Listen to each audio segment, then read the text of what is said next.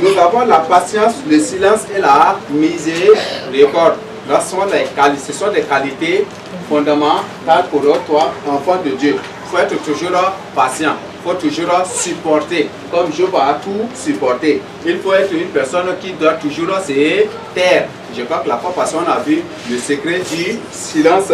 Il faut toujours mener une vie de miséricorde. Pardonne tous ceux qui te font cela. Même ceux qui étaient passés pour te gifler, tout cela, il faut les pardonner, il faut les ôter de ton cœur. Si tu refuses de les pardonner, le Seigneur a bien dit qu'il ne va pas aussi te pardonner. Donc il faut développer ces qualités-là pour t'aider. Plus tu refuses de pardonner les autres, plus tes péchés ne feront que ça va s'augmenter parce que tu n'obtiendras point du tout aussi le pardon de Dieu. Et ces péchés constituent des portes. Et plus tu as des charges, plus toi-même tu te fais détruire. Par exemple, tu refuses d'aller au WC pendant 2-3 ans. Quelle serait la suite? Quel poids vraiment ton ventre va supporter? Donc ton ventre risquera d'exploser ou d'éclater. Et toi aussi tu risqueras d'éclater sous les charges de ce péché. Donc il faut toujours pardonner aux autres leurs péchés, afin que tu sois déchargé aussi de tes péchés.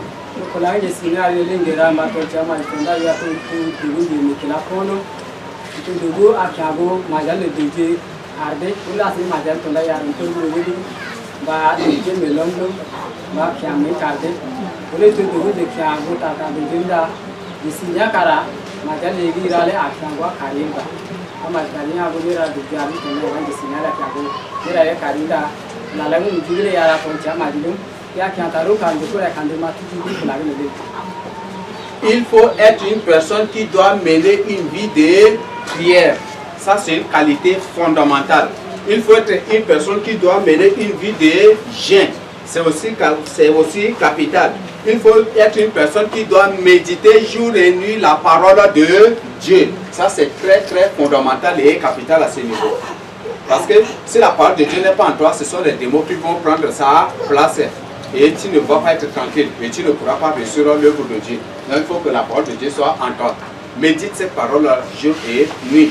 Et Somme 1 nous dit, heureux l'homme qui éprouve du plaisir dans la loi de l'Éternel et qui la médite jour et nuit. Il est comme un arbre planté au bord du fleuve dont les feuillages ne se flétrissent point et qui produit des fruits en sa saison. C'est ce que la Bible nous dit. Donc à tout moment, à tout temps, tu produis des fruits et tes feuillages là, ne vont jamais du tout flétrir. Donc ce sont des informations que la Bible nous donne. Ce sont aussi des instructions et mettons ça en pratique pour notre bien-être spirituel. Itu di pulang di sini ada tartalum, ada juga kurumi bu tartalum. Itu nanti itu ramah tu di sini tartalum aku ni jadi baru pula. Jadi ni lepas tu dia wajib itu nak pulang di sini, jadi dia rasa. Lepas tu wajib itu nak pulang ni, nak kasih barang itu.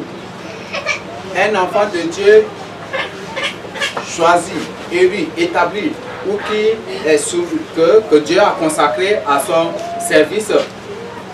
C'est une personne qui doit toujours parler peu. C'est ça, non? C'est une personne qui doit toujours parler peu. Si tu veux que le Seigneur t'utilise et que tu aimes beaucoup les causeries inutiles, parler beaucoup, faire beaucoup de bruit, des trucs comme ça, le Seigneur n'est pas avec toi. Au moins que c'est dans la parole, dans la prédication, dans l'annonce de la parole de Dieu que tu parles beaucoup là, au moins. Mais parler beaucoup pour transmettre la parole de Dieu. Comme au temps de Jérémie. Quand Jérémie prêchait, on disait qu'il parlait beaucoup parce que lui là, quand tu prends le livre de Jérémie, c'est toujours, les chapitres là sont toujours longs. Quand tu prends comme ça, tu as la paresse même aussi parfois de lire. Parce que tu vois, c'est une personne qui parle beaucoup, on le comprend à travers même ses prophéties par résumé par chapitre. Et c'est ce que Jérémie est. Mais nous devons parler peu. Nous devons parler peu face à un problème. Si les gens viennent pour te faire des problèmes, tu dis ce que tu dois dire, comme vérité tu dis. Mais après, il faut te taire. Si les gens font quoi que ce soit, font des démonstrations, comment que ce soit, il faut toujours te taire. Soyons comme Élie. Va, fais ceci. Il dit directement les choses au but et il s'arrête à ce niveau. C'est très important aussi.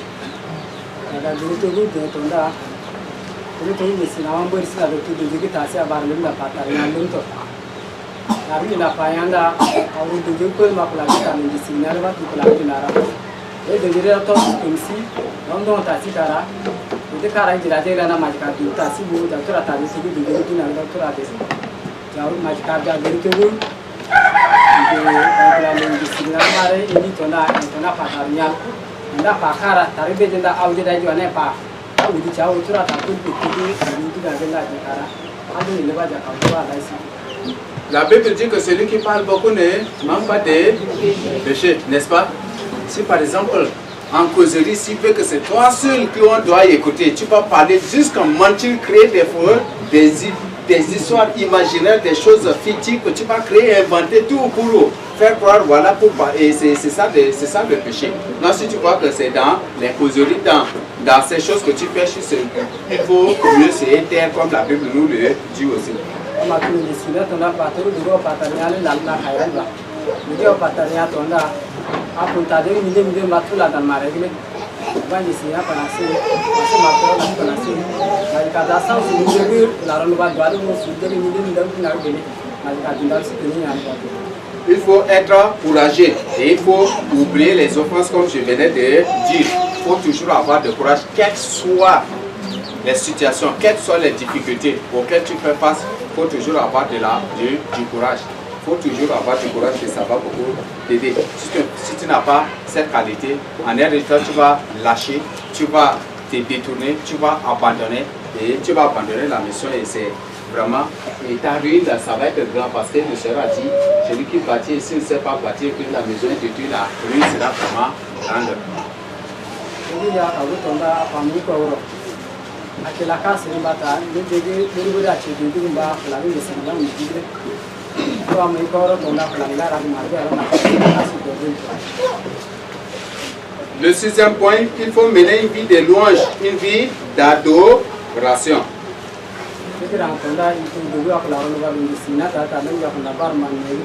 Il faut, comme nous avons vu la fois, nous avons vu au point précédent, il faut combattre la cupidité, l'orgueil, toutes ces choses de ta vie. Donc, il faut être humble, il faut te rabaisser. Il faut te rabaisser. Sous tes yeux, même devant, il faut que toi-même tu sois humble, il faut te rabaisser. Mais laisse Dieu lui-même à te lever. Et si tu vois que des gens veulent t'élever, il faut les reprocher pour te rabaisser. Ce n'est pas, même le Seigneur dit que ce n'est pas de vous, ce n'est pas vos témoignages que je cherche le témoignage de mon Père. C'est lui qui me rendrait un bon témoignage, donc ce n'est pas le témoignage des hommes que le Seigneur cherche, et c'est ce qu'il avait dit à ses disciples et à ceux qui étaient venus pour l'écouter.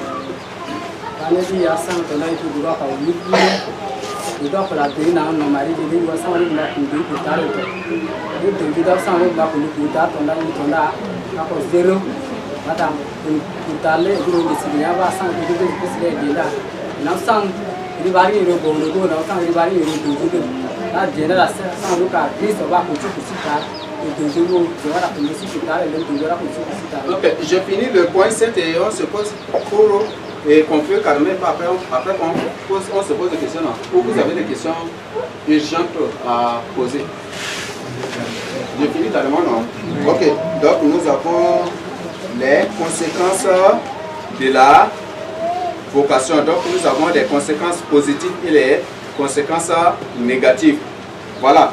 Donc les conséquences ne sont pas absolument négatives, mais elles sont aussi positives. C'est ça, non?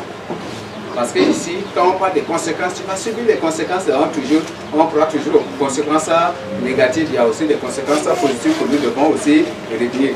C'est bon? Maintenant au point A, les conséquences positives de la vocation. Ça c'est très important.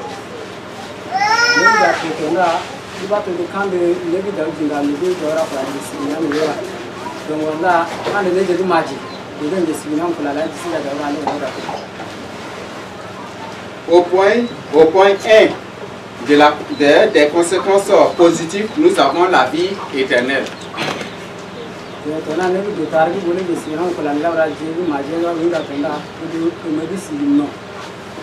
Pour cela, vous pouvez lire Matthieu 25, 19 à 23 pour découvrir.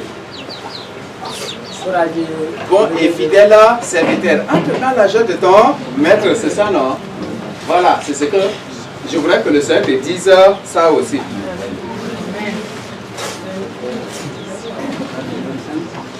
Matthieu 25, 19 à 23.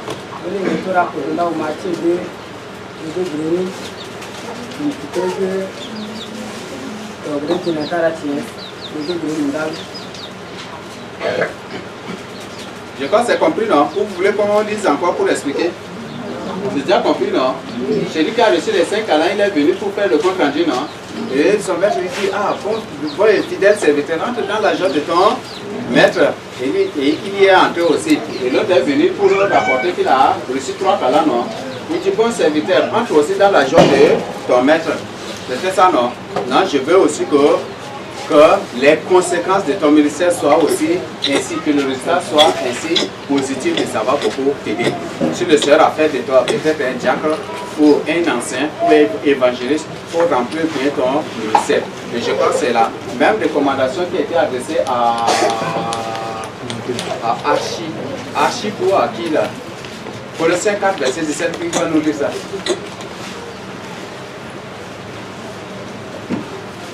Colossiens 4, verset 17. À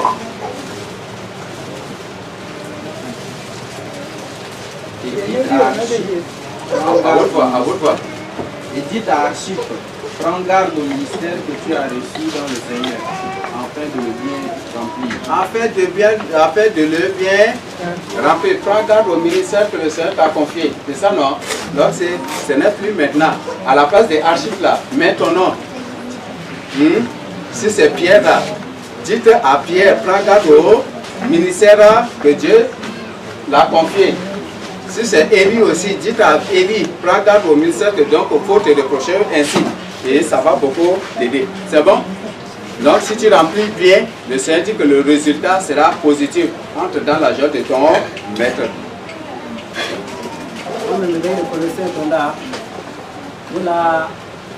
Karpa dar asip tu kare tos kami tu lari di sinyale menjagle kare dari bu urebe to dan nana kara yang kara pari na panase aku lari bukan panase itu kelari di sinyal jadi ini majikari tos kami kene dari bu urebe to.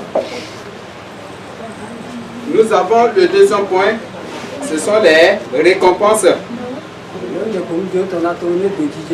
Les conséquences positives, ce sont les récompenses. Nous allons lire Apocalypse 11, 15 à 19. Qui va nous lire à votre voix? Apocalypse 11, 15 à 19.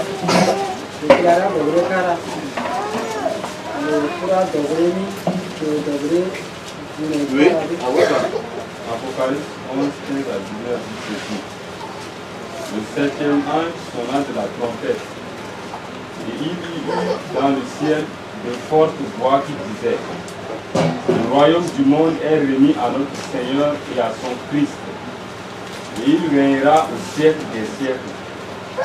Et les 24 vieillards qui étaient assis devant Dieu sous leur trône se prosternèrent sur leur face, et ils adorèrent Dieu en disant: nous te rendons grâce, Seigneur Dieu Tout-Puissant, qui est et qui était, de ce que tu as saisi ta grande puissance et pris possession de ton règne.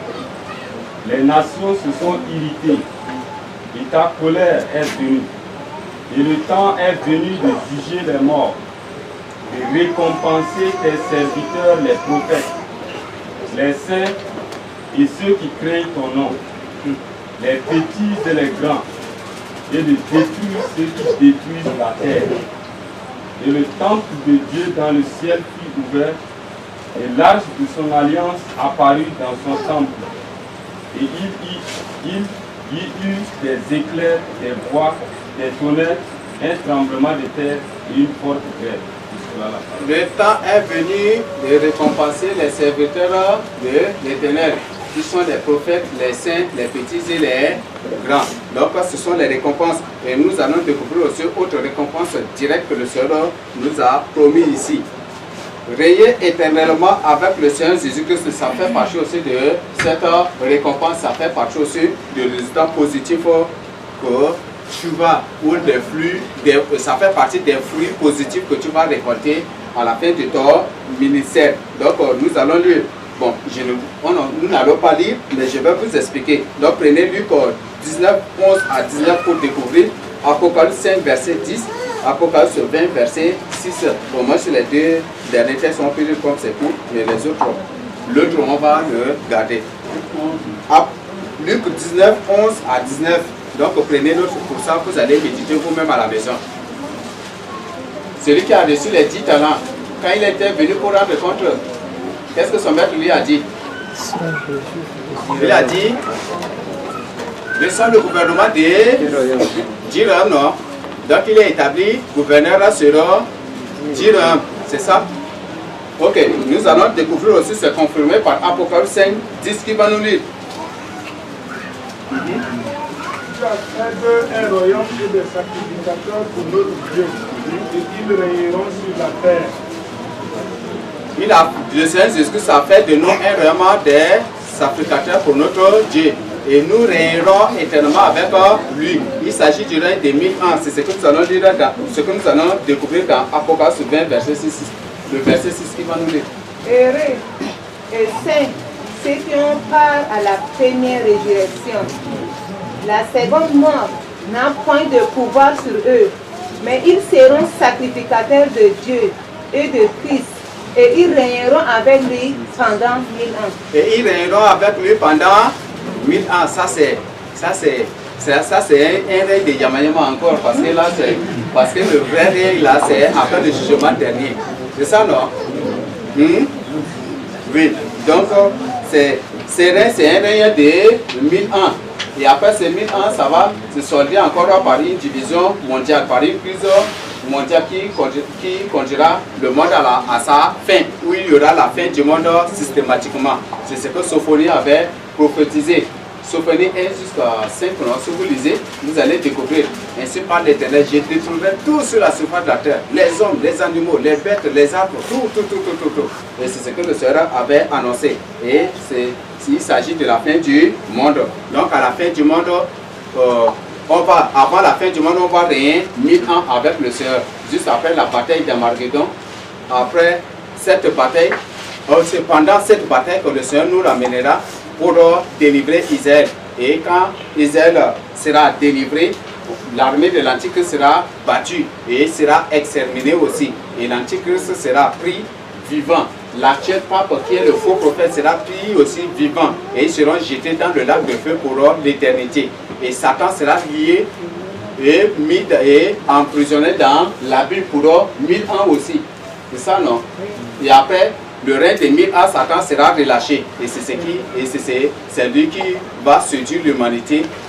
Et ceux qui sont toujours dans la perversion, ceux qui ont toujours la racine du mal en eux, ceux qui se laisseront séduits, il va les réunir pour aller attaquer Dieu. Et c'est à cause d'attaquer Dieu à Jérusalem. Et c'est à cause de cela que Dieu va répandre le feu sur toute la terre. Et la terre va prendre feu et tout sera carbonisé sur la surface de la terre. Et c'est en ce jour qu'on parlera de la fin du monde. Maintenant, après la fin du monde, il y aura un règne éternel. C'est ça, non? Donc ça fait partie du quatrième point. Règne éternellement avec Dieu. Apocalypse 22, verset 5. Qui va maintenant nous lire ça? Il n'y aura plus de nuit. Il n'y aura plus de... Il faut lire à haute voix. Il n'y aura plus de nuit. Et ils n'auront besoin ni de lampe, ni de lumière, parce que le Seigneur Dieu les éclairera. Et ils régneront au siècle des siècles. Voilà, nous allons régner des siècles et des siècles, et c'est un règne éternel qui n'aura point de fin. Et c'est dans la nouvelle Jérusalem. C'est dans le nouvel ciel, dans la nouvelle Jérusalem, dans la nouvelle terre que le Seigneur va créer. C'est bon?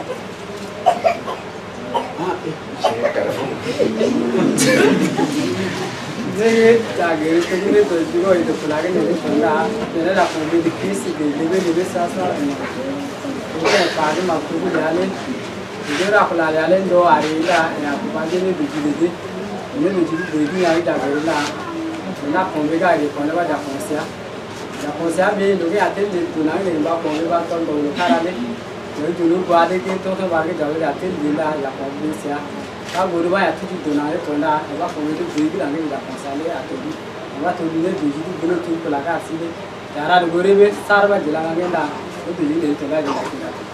Merci. Nous allons voir le point B, les conséquences négatives de la vocation. Selon vous, quelle est cette conséquence? Est-ce qu'en dans ça, là, on parle, est-ce qu'on parlera encore des conséquences? C'est une conséquence maintenant.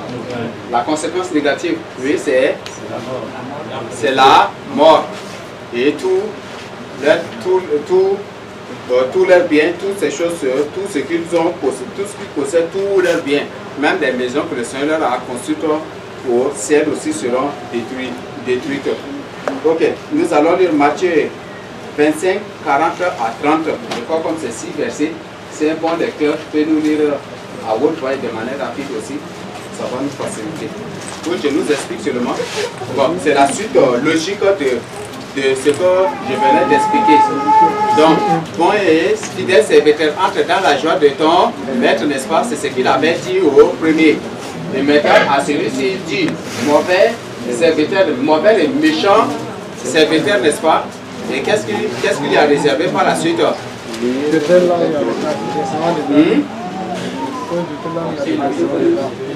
Matthieu 24.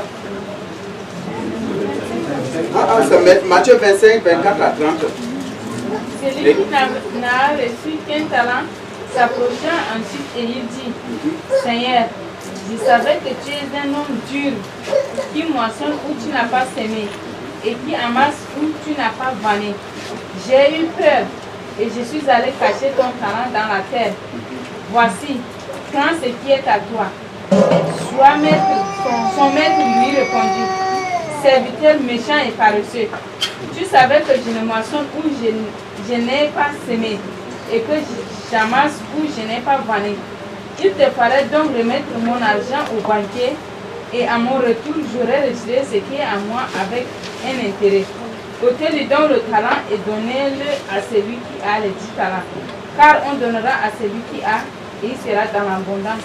Mais à celui qui n'a pas, on ôtera ce qu'il a. On ôtera même ce qu'il a. Et le serviteur inutile. Et le serviteur inutile. Jetez-le dans les ténèbres du dehors. Dans les ténèbres du dehors. Où il y aura des pleurs et des grincements des dents. Et des grincements des dents. C'est bon? Le Seigneur dit que c'est un serviteur inutile.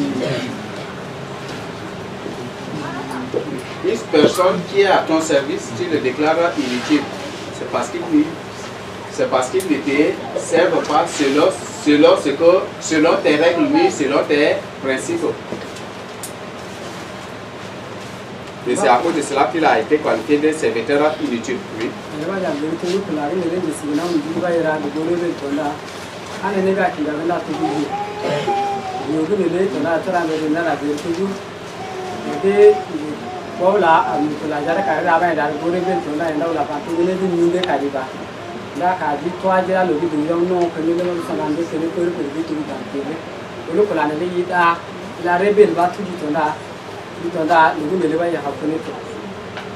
Je vous donne aussi référence de Luc 19, 20 à 28 pour lui. Et comme ça, vous allez aussi découvrir ces avertissements. L'issue de ces gens, c'est la mort. L'issue des activités de ces gens, c'est la mort. C'est le séjour de mort, les séjours des ténèbres. Et c'est l'enfer ici. Et c'est terrible d'éviter cela. Luc 19, 20 à 28. Donc, vous pouvez vous-même méditer à la maison. C'est bon? Maintenant, pour finir, nous allons lire Matthieu 24, 45 à 47. Qui va nous lire à haute voix?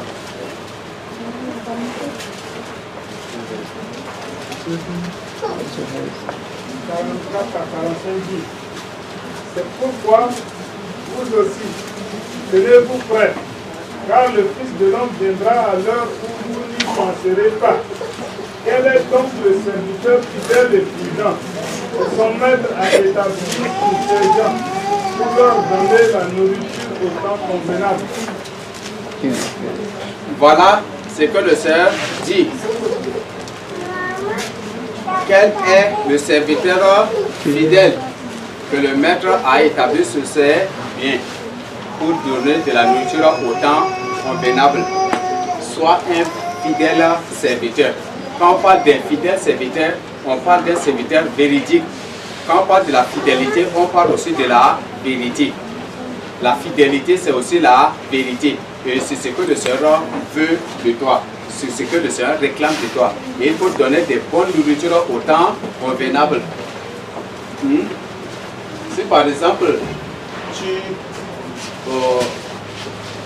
par exemple, il y a dans certains coins, bon, si par exemple, un bon matin, tu te réveilles directement et une personne vient avec un plat d'haricots avec des trucs, tu crois que tu pourras vraiment l'appétit de manger cela?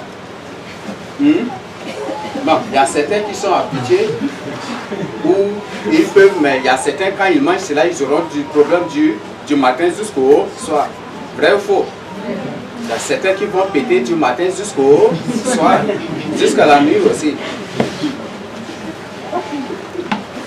Est-ce que vraiment cette nourriture-là t'a aidé? Hein? Tu manges quelque chose qui te fond, qui t'humilie et qui te fait même pécher aussi parfois. Du matin jusqu'au soir, est-ce que vraiment ça t'aide? Et si c'est comme ça qu'on te nourrit, ça c'est une fausse nutrition. Le Seigneur veut une nourriture convenable et il a parlé d'une nourriture aussi convenable à tout moment. Donc nous devons, tu sois un fidèle serviteur, un serviteur selon la vérité, un serviteur vérité qui doit aussi dire, qui doit nourrir les gens au temps convenable et à tout moment des bonnes nourritures et des choses qui vont vraiment les aider. Et ça, c'est ce que le Seigneur réclame de toi. La garale ya kadana juru aposentarun kau dukelen de kolento. Ede boleh panakan tar torowa pawanda kan tar torole ya ka. Ede karawan de dukelaku unjile ari. O ya sauru gumba ra unjile yida. Du verset 48 à 51, qu'est-ce que la suite nous dit?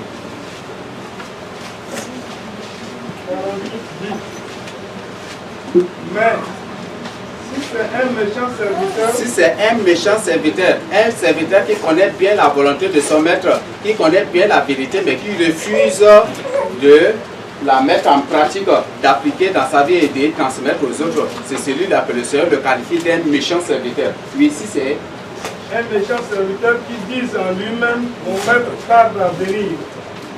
Il se met à battre ses compagnons. Il mange et boit avec les ivrognes. Le maître de ses serviteurs viendra le jour où il ne s'y attend pas et à l'heure qu'il ne connaît pas. Il le mettra en pièces et lui donnera sa part avec les hypocrites. C'est là qu'il y aura des pleurs et des graissements de dents. Voilà, le Seigneur a bien précisé, si c'est un serviteur méchant qui se met à table avec les ivrognes, avec les impédiques, ce sont des mots, ce sont des expressions en parabole que vous devez chercher à comprendre.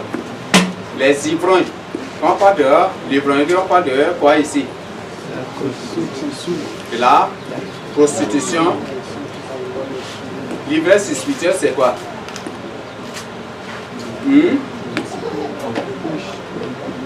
L'ivresse spirituelle, c'est la communion avec les démons.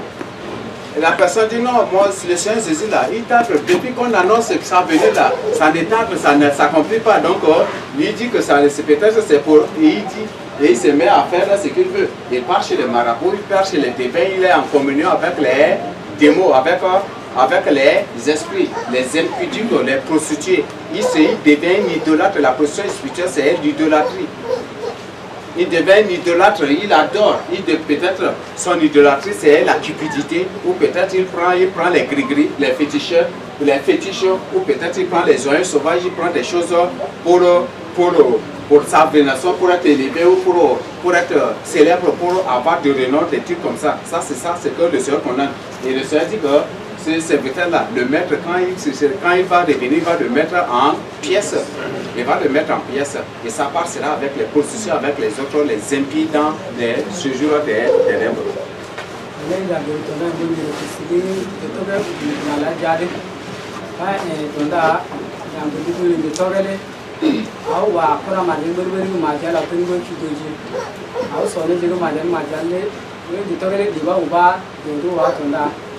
enda kwa anda tua anda luga kila keninda panasira kila lugu dinda uno kenede manore kendegele nda somange kene ko dan ko.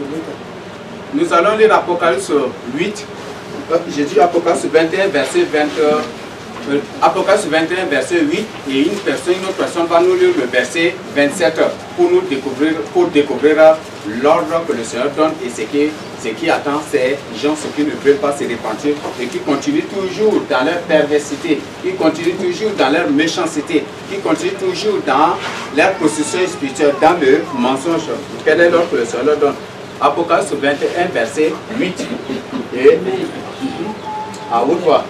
Mais pour les lâches, les incrédules, les abominables, les meurtriers, les impudiques, les enchanteurs, les idolâtres et tous les menteurs, leur part sera dans le temps ardent de feu et de soufre. Ce qui est la seconde mort. Je crois que nous avons saisi. Pas derrière là-bas. Je nous lis à haute voix. Mais pour les lâches, les incrédules, les abominables, les meurtriers, les impudiques, les enchanteurs, les idolâtres et tous les menteurs, c'est-à-dire ceux qui n'enseignent pas la vérité, leur part sera dans l'étang ardent de feu et de soufre, ce qui est la seconde mort. Ça, c'est un avertissement direct au but que le Seigneur donne ici.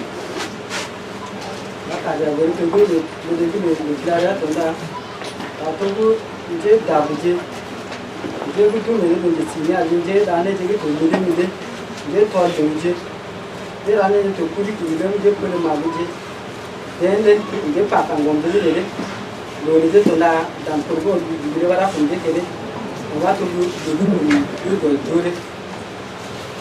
le verset 27 qui va nous lire. Il n'entrera chez elle ni de suer, ni personne qui se livre à l'abomination et au mensonge. Il n'entrera que ceux qui sont écrits dans le livre de vie de l'agneau. C'est ceux qui sont écrits dans ceux dont le nom figure dans le livre de vie qui entreront dans la nouvelle Jérusalem. Mais si tu te livres à l'impurité, peut-être à la masturbation, à la fornication, à l'adultère, à la prostitution, peut-être tu te livres à l'idolâtrie, ça te souille aussi. Parce que le Seigneur a bien dit dans Lévitique 19, verset 31, consulter les marabouts souille aussi, rend aussi impur. Et c'est ce que le Seigneur dit. Non, si tu te livres à ces choses, le Seigneur dit que tu deviens impur. Et toi qui te livres aussi au mensonge, qui n'enseigne pas la vérité, qui ne dit pas la vérité, le Seigneur dit que ta part aussi c'est dans l'état de feu et du soufre. C'est là la seconde mort comme le verset 8 nous dit.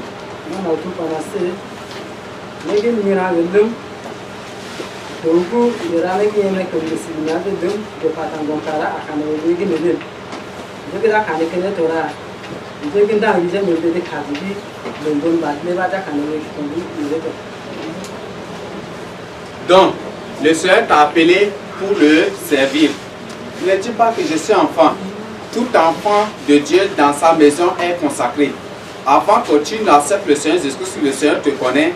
Qui es-tu et quel mystère tu vas accomplir pour lui? Parce que c'est lui qui a tout programmé ça pour toi avant que tu ne sois conçu même dans le ventre de ta mère. Là c'est très clair. Si le Seigneur t'a appelé, ne dis pas que tu es enfant. N'importe quel ministère est valable. Même si le Seigneur révèle que ton don c'est de nous servir de l'eau pendant le culte à boire, c'est un don aussi, c'est un ministère et tu dois accomplir fidèlement. Pour qu'à la fin, le Seigneur te dise bon et fidèle serviteur, entre dans la joie de ton maître. Mais si tu refuses pour dire que non, pourquoi tu me demandes de servir de l'eau, pourquoi ceci, pourquoi mon ministère c'est un ministère négligent, si mauvais ministère de trucs, si tu tiens ce langage de Seigneur dit que tu ne te permettras pas. Parce que là, tu es une autre personne devant lui.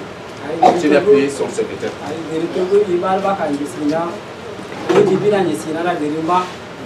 Ari kula kare da logi de bete landa lage unjigile yara gumede kara ngori kare to go de ko do ba ka de dis le dai kara ma ka da de go mede kara lam ka de go tu ni sinanda ndogu du to na ya kula pana sin da to go ni siku mai ka pa de ba de le dire à Madame Tola, il t'en a né de Jésus à Kibana. Ok, donc c'est tout ce que nous avons à partager avec vous. La vocation concerne tout le monde. Être appelé par Dieu, ce n'est pas absolument devenir pasteur, ce n'est pas absolument devenir ancien ou diaconesse, ce n'est pas seulement ça. La vocation, ça concerne tous les dons. Le Seigneur peut t'appeler à un ministère, à une charge très particulière. Même les lévites, même les sacrificateurs ne jouent pas, n'assument pas le même rôle. Il y a des sacrificateurs qui sont, que le Seigneur leur permet d'égorger des animaux pour offrir un sacrifice. Il y a certains qui sont appelés juste à transporter des fagots, à arranger les choses et aussi il y a certains, ils ont plusieurs et différentes charges et c'est ce que le Seigneur a confié aux sacrificateurs. Même il y a certains qui sont, on les appelle des sacrificateurs ou des lévites, mais qui dont leur responsabilité c'est de ne rien de transporter la tente, les dieux, les draps, les ustensiles du temple de Dieu, ils sont appelés à attendre. Et c'est juste, c'est ça seulement leur tâche. On les appelle aussi des serviteurs de Dieu et des hommes de Dieu aussi. Donc vraiment, il ne faut pas dire que moi là, pourquoi ceci c'est petit, pourquoi le Seigneur me révèle être petit comme ça. Mais c'est selon ta capacité aussi. C'est ce que le Seigneur a dit. Donc ne négligeons pas nos dons, ne négligeons rien du tout, mais assumons-les et accomplissons-les de manière fidèle, correcte, et le Seigneur va nous récompenser avec la vie. C'est ce que j'ai à partager avec vous.